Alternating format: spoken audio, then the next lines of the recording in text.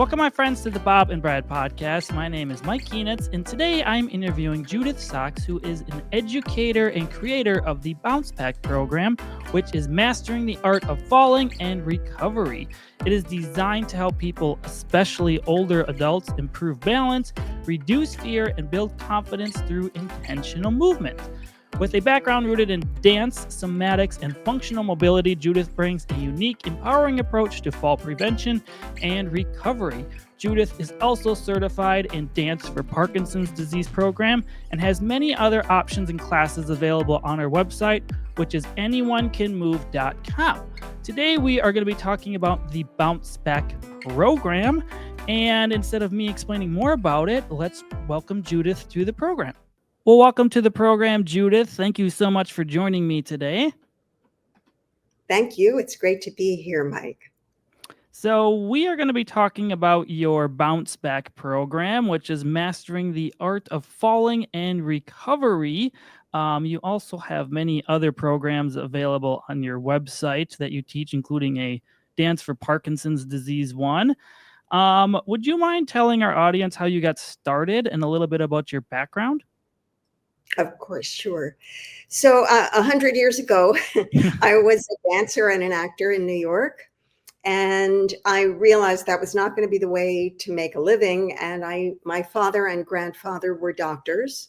I was always very interested in medicine, and certainly movement and medicine really came together in my life.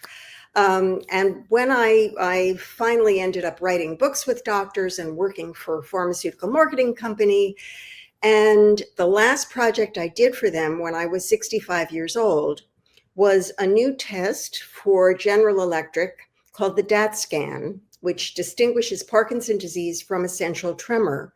And they asked me to find a picture for the website. And in looking around, I found 50 people with Parkinson's doing the Jets and the Sharks from West Side Story. And in wanting to use the picture, I called what was the Mark Morris Dance Company, found out that this was a program called Dance for Parkinson's, and they were training teachers that weekend in Philadelphia, where I live, and did I want to come? And it changed my life because I was able to put together the medicine, the dance, the music, and the idea of working with people who may not be dancers or athletes, but need to know how to move. That's an interesting coincidence to happen. So was there a specific moment or event that sparked your interest in fall recovery specifically? Well, I think working with the Parkinson's community in general, people with any kind of movement disorder, but particularly Parkinson's, fall all the time. The brain is simply not able to readjust in a variety of different ways to figure out gravity and balance and gait. And I mean, I work with people who fall 17 times a day. And so I thought, well, it's obviously not just people with Parkinson's falling down. Many of my contemporaries have taken very, very bad falls. In Philadelphia, we have cobblestones, we have loose gravel, we have construction sites, and we have kids on bikes and scooters coming past us. And I thought, what could I do as a movement specialist to take things I had done in my past? I was a martial arts, competitive martial arts player. I did contact improvisation, where you work with a partner, just having your bodies move together. I did ballroom dancing, and I thought, how could I make these principles clear and easy for people who basically have a fear of falling and have fallen before? And I got together with a colleague of mine, Emily Kent, at the Pilobolus Dance Company in Connecticut. And Pilobolus is known for a lot of athletic tumbling and people being in partnership where things are precarious. And she and I came up with this idea of Bounce Back to be able to teach how to fall down rather than just once you're on the floor and you've really hurt yourself, how to get up. That's important. But learning to fall is even more important. I think I need this class because I'm kind of uncoordinated when I fall, No, which is normally in sporting events yet for me because I'm younger, but I feel very clumsy when I fall and it's not graceful. and it may not be graceful, but the important thing, and this again is something that if you've fallen before, you don't want to hit your face, you don't want to hit the back of your head, and you don't want to brace your arms. Many people who think they can protect themselves from a fall break their wrist because that's the first thing that's making contact. So I teach them not to do that in a variety of ways. Yeah, I would say that's the hardest thing is not using your hands to protect your fall because that's definitely. I have photo evidence of me going up in a sport for an object and then coming down with this hand behind me. Falling. Luckily, I didn't injure myself, but still. So, for those who are unfamiliar with exactly what the Bounce Back program is, who is it designed for, and how did you incorporate all your background into it? It's designed for everybody. I would say probably it's people over 60-ish who are the most concerned about falling. Statistics show us that if you're over 65 and you have fallen, 1 out of 4 people who are 65 and up fall once a year. And once you have fallen, the likelihood of falling again is greater. And so everybody's kind of sitting there like, oh, it happened. It's going to happen again. Their bodies get really stiff and not resilient. And fall prevention is, if you look up falling on the internet, basically all you see is fall prevention. And I hate to tell you this, Mike, but you can't. You really can't prevent falls. I think it would be unusual for people over 65 to make it to the end of life without taking 1 or 2 falls. The idea is, let's try and do it. If you look at a toddler falling down, now granted, they may be wearing a diaper, which is protective.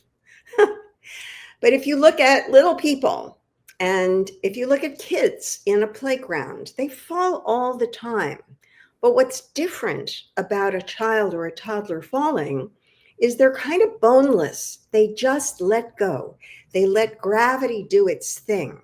And I'm not saying there isn't a lot of crying and skinned knees and stuff like that.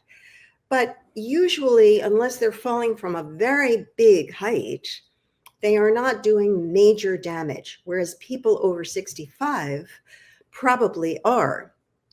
And that's what I want to use. I want to use the skills of the toddlers and teach that to elders. So, are most of your training courses in person or online or both?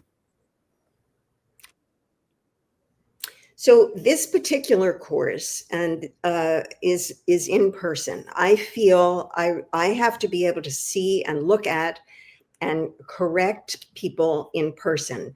I do teach a variety of other courses. I teach a balance and gait course online for Pennsylvania Hospital, the Parkinson Disease and Movement Disorder Center.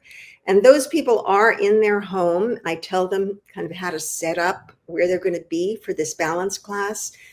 But we're not getting on the floor. And I feel with falling, it's really important for a skilled professional to be there. So right now they are in person. Yeah, I would say most of the time I've ever worked with patients that can't do that. There's normally 2 therapists there assisting them to the floor and Right. then trying to figure out how they can move from a floor position to get back up. So, yeah, I understand why Yeah. this would be an in-person course specifically. So you emphasize mastering the art of falling instead of preventing falls because they're inevitable, as you say. So can you explain how you do that besides acting like a toddler? I got that part down. What else can they do?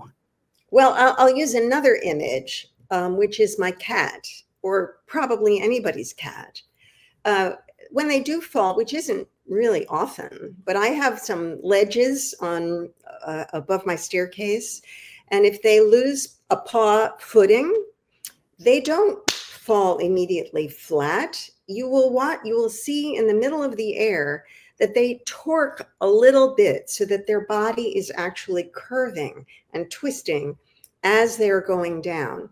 What we want is to land on the meat. We want to land on what is cushier, right? The hip, the buttock area, the side of the body rather than directly on bone. We don't want elbows or hips hitting first. So getting the buttock area turned around, depending on how the fall is going, is another skill. This business of how once you have left gravity, how do you change direction? And if you watch athletes, if you watch a football player in the middle of the air, if you watch a ballet dancer who's being thrown up in the air and then lands in a different configuration, you'll see they're not just staying in one place while they are not connected to the earth. So again, that is something, it takes a little bit of doing, takes a little practice. And that means you have to first get over this fear of falling. And we do that in very, very gentle ways. We start in chairs, going to a mat, a big gym mat, which can be folded up as much as they want, as much as they need. From seated, we can go to kneeling and again come down. And I'll show you this in a little while. And then what we can do is practice with a wall. What I do is I ask them to turn the room around in their mind. So the wall becomes the floor. And rather than falling from a standing position onto an actual floor, they're going to move toward the wall and pretend that the wall is where they're landing as the floor. I know that sounds a little odd. Oh. I'll show you. Yeah, the impact force is going to be way less. That makes sense to me. Yeah. I guess I haven't practiced people falling on a wall. Well, that's a good idea. I know Brad likes to mention that when we're doing balance videos. He likes to have people go like stand in a corner because at least if you fall into a wall. So that's another good thing. If you have a room where two walls come together, and I think I've seen this on your show, that slithering down the wall and having a brace on either side of you makes you feel more secure. So the corner of the room is a place to do it.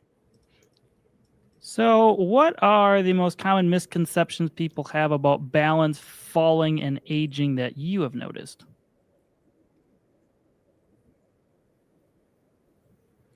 Well, first of all, and I think we've kind of said this, a misconception that if you limit your activity, if you don't do too much, if you don't get out of your house, you don't do anything dangerous, you won't fall down. And that's absolutely untrue. I can't tell you how many people say, I fell right at home, right in my own kitchen, my own bedroom, in the middle of the night, going to the bathroom. So, a lot of that as a misconception means restricting your life. And what I want people to do, I say anyone can move. I want them to really get out there and move. So that's one. Another is that other people fall. It's not going to happen to me. That's before they take the first one. And a third one also has to do with their environment, with their eyesight, with the medications they take, perhaps with use of alcohol before bed, a lot of things that may affect balance. And people don't really understand, how does your visual field and changing your visual field, or having eyes closed or open, how does that affect balance? And what can you do about it? People who say, I'm old, there's nothing I can do about it. It's not true. And I know people in their 80s who have rebuilt muscle and resilience, and all you have to do is start practicing. And the idea, of course, is to learn in a methodology that will take you from easy steps, very easy baby steps or toddler steps, to something a little bit more advanced. There is no, I can't do this. I spent a couple of days in a beautiful part of Massachusetts, and I saw the woman who was my dance teacher when I was a little girl, and she's 91. And we were sitting and talking, and at some point she said, I just want to show you I can still kick high. And she kicked. Now, she was sitting down, but I think if she had been standing and holding on to something, it would have been the same. She has never lost the interest in and perseverance to keep moving. Yeah, I would say most of the time, if people don't think they're going to improve, it often takes time, and it's good to write down some sort of measurements when you start, whatever that is. Like, I can stand on one leg holding on to something for 10 seconds, and now I can stand without holding on to something on one leg for 30 seconds. Like, that would be a simple progression. But oftentimes, it doesn't happen in a day, it might take a month. So I think just being Yes. consistent with your programs, because you said yours last a while, don't they? Yes, we actually, when we started Bounce Back, we did a one-time just learn it, do it. And it was a lot of fun, but we certainly did not do the whole program. And people who were afraid of falling were kind of like, So the next time we did 4 weeks. And I think what we're going to do is now move it to 6 weeks. And I believe it's not that the techniques are hard. It's getting over the mental piece of, oh my goodness, I'm scared, my body's stiff, I've never done this before. How do I know it won't result in something bad? And I think it does take the time, and it takes doing it, as I said, from a chair, from being on the floor. I also give people techniques for if in fact you did fall, and suppose you broke your arm, so you can't immediately push down to stand up. How would you get yourself on your rear end to the door to be able to call for help if you don't wear a life alert button, which is a great idea? Oh, yes. Oh, sorry. That was another misconception, that using a walker or a cane makes me look old. And even though my balance is kind of not so good, I don't want to go outside using a walker or a cane. Well, a walker and a cane give you more legs than you were born with. Yeah, we always tell people that, and they don't like hearing it, but I'm like, you walk really poorly and you shuffle. Well, you use a cane or the walker, whatever it is, and now you're walking with like a fluid walking pattern. I was like, you look so much better. You're moving more muscles. I'm like, you're getting more motion in your legs. I was like, yeah, it's a bit more cumbersome, but I'm like, falling outside is way worse than falling in your house, because you don't know what you're going to fall on or go off a curb. So yeah, if anyone's in that boat, I mean, at least try walking sticks. They're kind of cool now. So it's an option. Trekking poles. And we Yeah. use them a lot in the Parkinson's community, and it's great because it also gives opposition. And by that, I mean, we want our left arm coming out as our right footsteps, and we want our right arm coming out as our left footsteps. And that gives us this bilateral torque that I was talking about that happens if you are learning how to fall. You have you get yourself kind of on a diagonal, and you do this every day when you're walking, but you may not actually do it as much as you get older or you get stiffer. Yeah, and many people think you use a cane on the same side as your injury because of Dr. House from that show. Yeah. So that's the wrong thing. You use it on the opposite side. Right. So how do you help people get over the mental barrier or fear of falling, especially if they've fallen? Do you have any tricks or tips for that? Well, I use the imagination. First of all, breathing. Again, if you get really scared, if you're walking down a dark street at night and somebody jumps out at you, you hold your breath. So one of the things, we start class with breathing, and we end class with a body scan. So that means we're checking each piece of our body. Very, very important if you have taken a fall, especially if you've hit your head, that you do not get up. You don't let strangers come and yank you off the sidewalk. First, you do your body scan as you breathe, and you check from head to toe. So those two things are very, very important.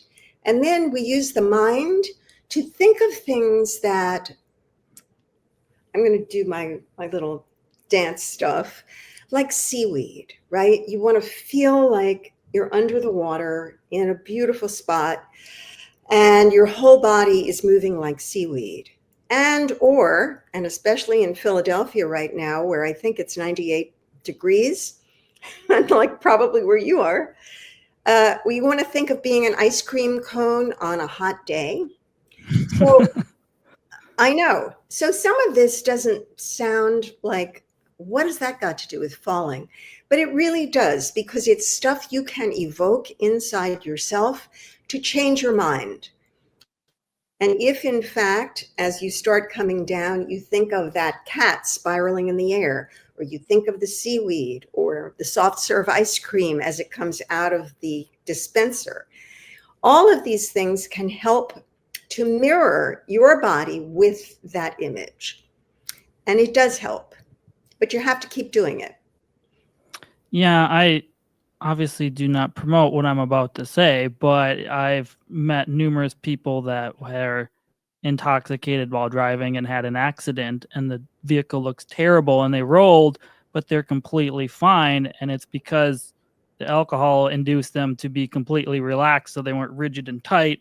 So they pretty much didn't get injured. But needless to say, I'm not, No. promoting that whatsoever, but just for an example of real life situations I've seen that in.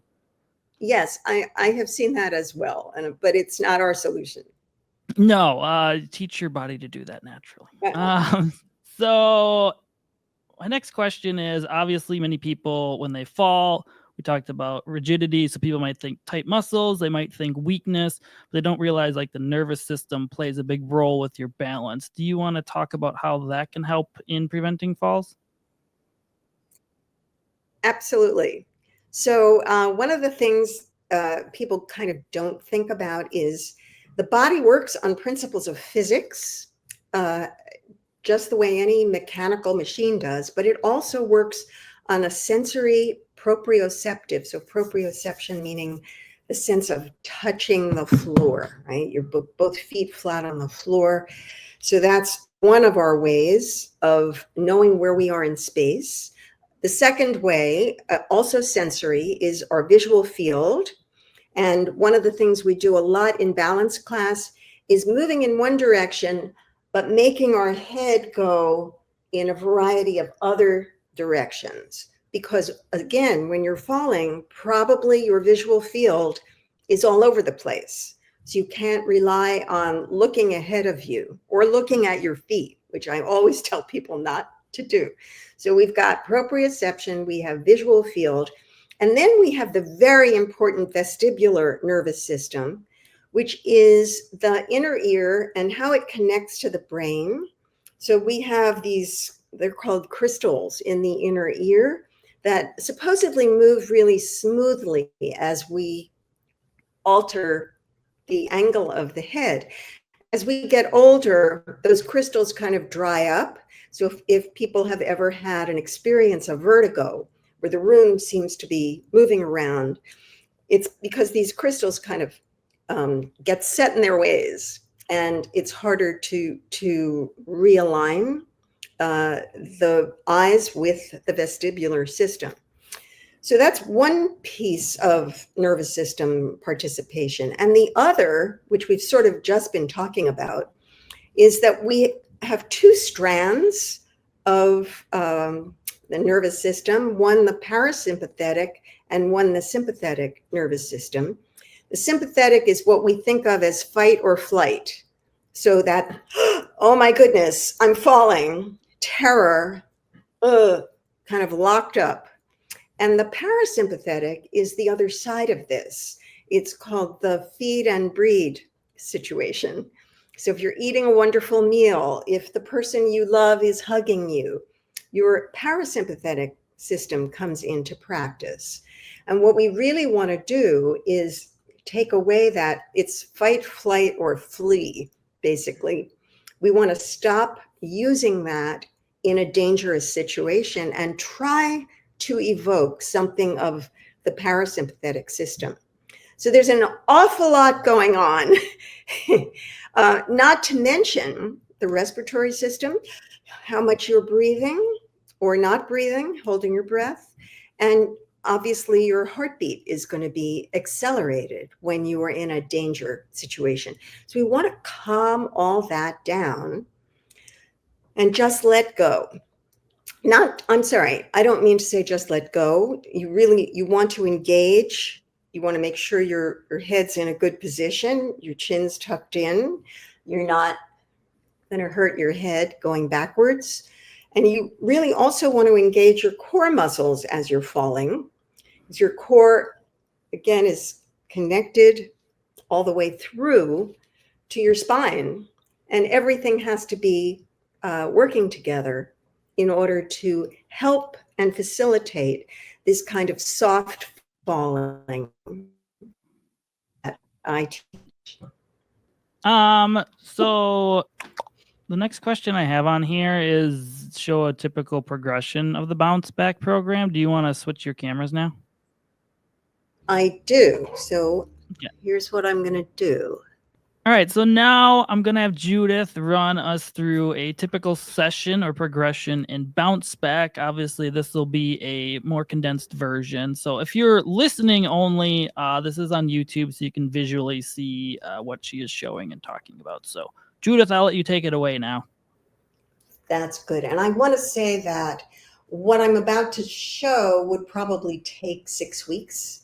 So I'm really going to run through it. And if you want to participate in any of these programs, you can let me know. I don't want you doing anything at home that might be if you've never done it before. So we're going to start just standing. And I want to go through stances and kind of explain this physics business. So we've got this center of gravity, which is really in between the top of the head and the bottom of the feet. And that center of gravity, whether I'm standing with weight on both feet or I'm kind of tipped to one side, my center of gravity is still in the same place. Then I have my center of mass, and that's what I was talking about. Here's the meat.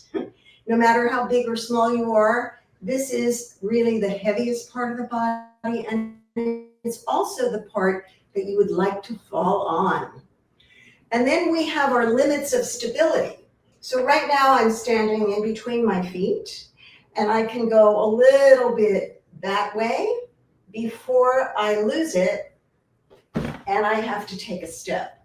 And the same thing, which I'm not going to really show, but getting weight into the heels, and that I would have to step back.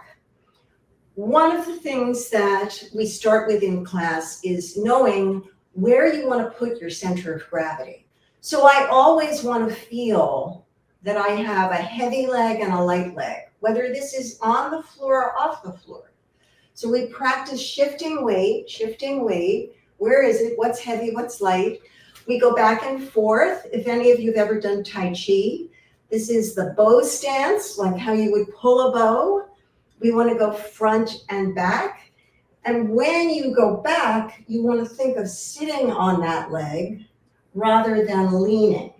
And the way you know that you're doing it is that this hip flexor wants to be put together rather than open.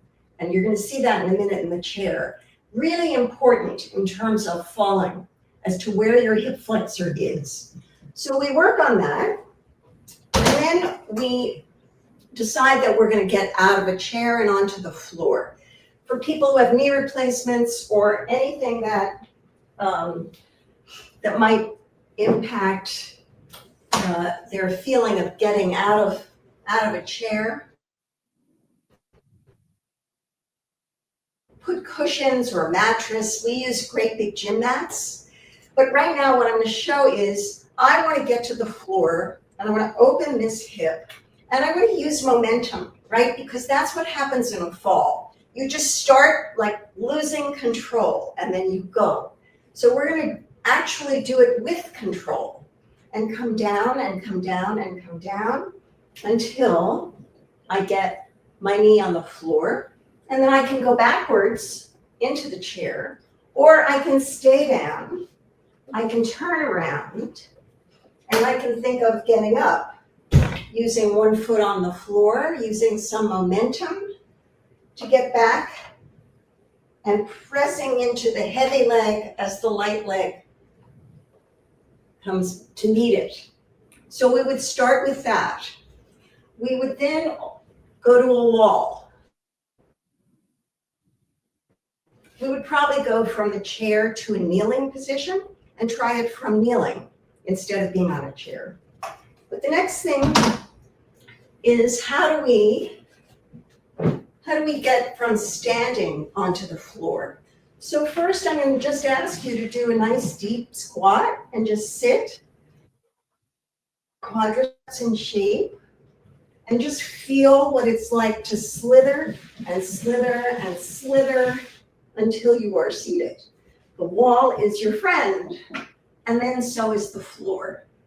So after we do that, we can think of using limits of stability so that as I go down, I'm pitching forward because I'm going to land on the floor here.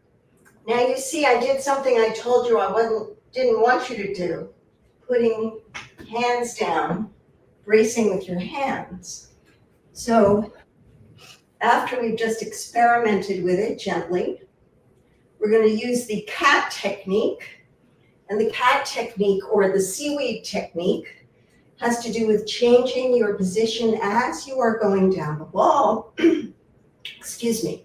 And then thinking of reaching for something, reaching for a peach on a peach tree as you are getting down further, reaching for a seashell on the beach. So as I go down, I'm slithering, I'm coming onto my meat, onto the side.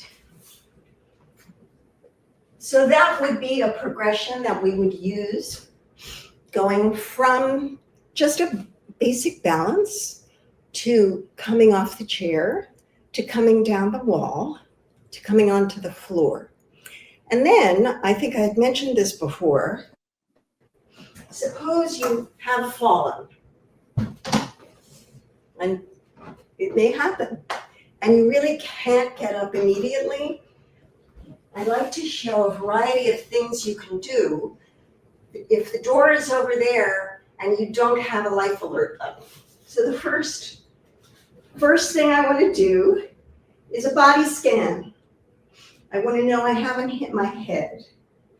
When I'm okay, and I can get back to maybe my forearms and my feet are okay. So I can simply push and push and push. And then there's the door. I can get the door, open it, and yell. There's another technique called shrimping, which is, I think, from martial arts. Suppose I have broken my arm and I don't have the ability to use my hands. So I'm going to use that torquing of the body, walking my feet back and back and back, and I don't need hands at all.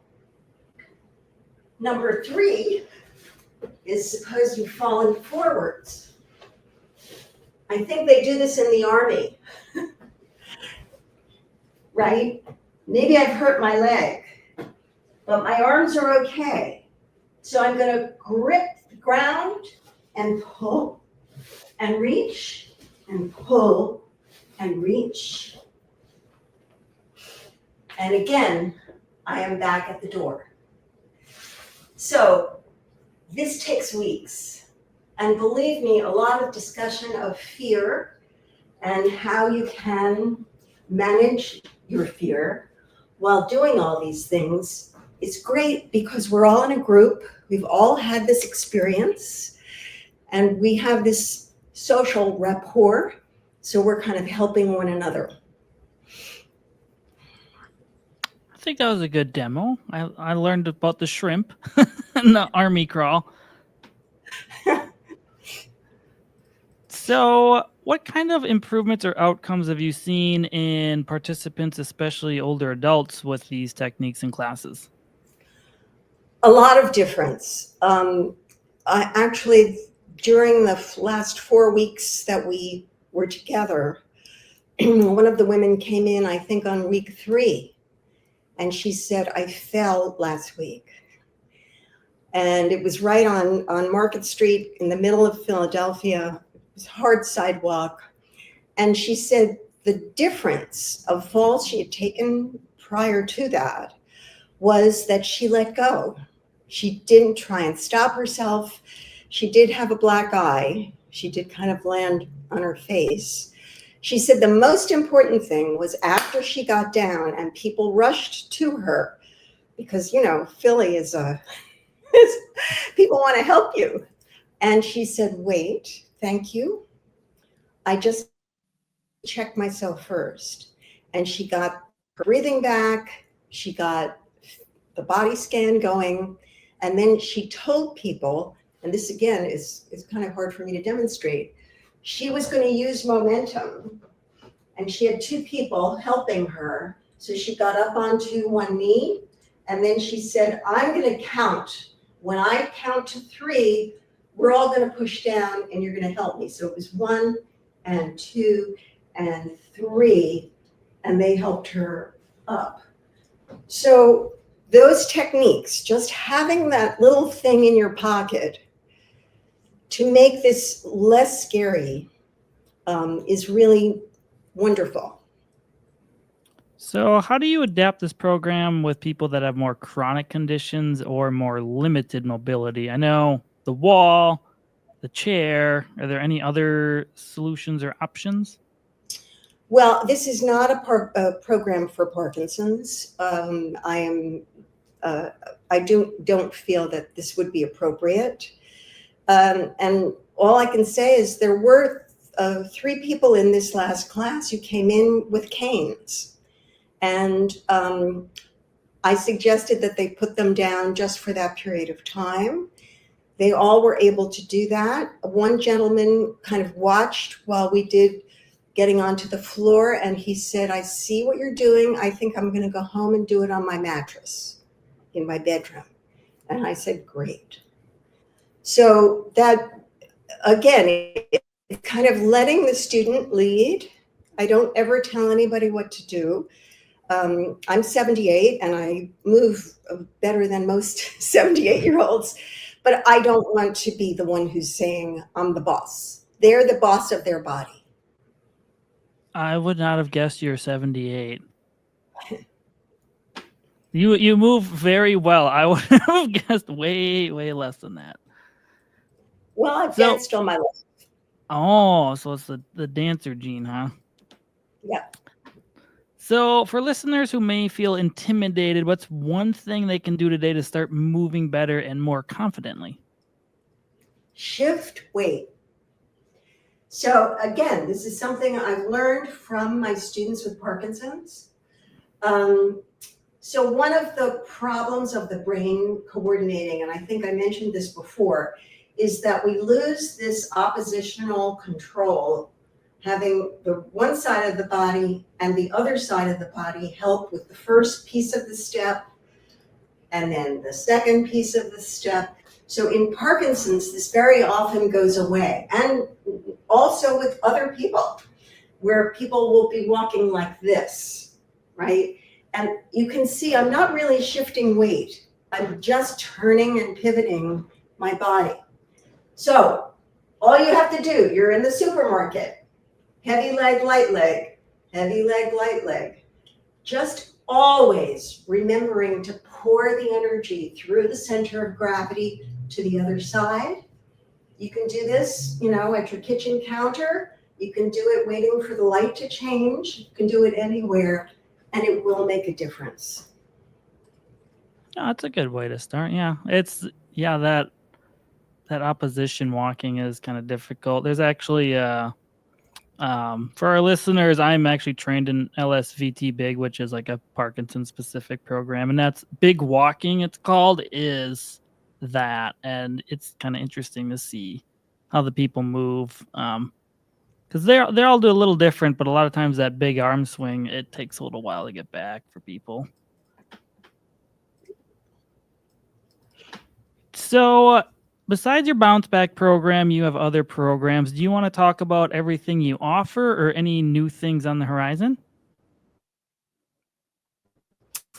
Well, one of my Parkinson's programs,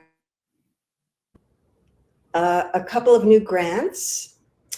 I designed a program after I started teaching dance, and many couples came together. And I saw that one thing they were doing, if the person with Parkinson's wasn't moving right, the partner was always yanking and pulling and pushing. So I thought, well, dancing and music are wonderful, but that's not what we do most of the day. Most of the day we do activities of daily living, getting out of chairs and beds and cars and the shower when you're slippery and wet. So I designed a couples program. It's called Close Contact for Couples. And that's what we do, is this kind of martial arts, contact improv. We play with balloons. We help one another. So one person may help with momentum getting out of the chair. And then to the best of their ability, the other person is the helper. We go back and forth. So this fall, we have two different grants. One is with testing whether a program can be standardized. So for the last 8 years, I've been teaching this myself with usually a physical or occupational therapist who comes to my studio, and we demo together, and we have a series of videos that people can watch and follow. So now what we're going to do is I'm going to train a new program instructor, and first I'll teach and she'll help me, then she'll teach and I'll help her, and then in the last group we will each teach separately, and we're going to have a researcher who will measure the results in each group and see our questionnaire, which we give at the beginning and the end. We want to see not only that the scores go up, but that the couples are closer together. So that's a really exciting one. And then another one for this same program uses a wearable like an Apple Watch or a Fitbit, but it's specifically made for people with Parkinson's. And it measures mobility, it measures compliance with medication, it measures sleep, eating, walking, gait, etc. So we're going to have the couple wear these things for a week before the program, during the program, and a week after the program. And then we're going to, again, measure, are they sleeping better? Are they eating better? Are they listening to what the doctor said? And that's, to me, that's going to be very exciting because we'll have some real data that we can publish. Yeah, that's cool. Do you want to mention again your website where people can find you at?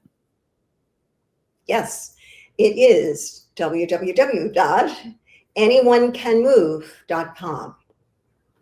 And then do you want to mention your friend's website again, Emily Kent's? Emily Kent is at pilobolus.com. That's spelled piloeolus.com. You sent me a thing that said .org. Is it .org or .com?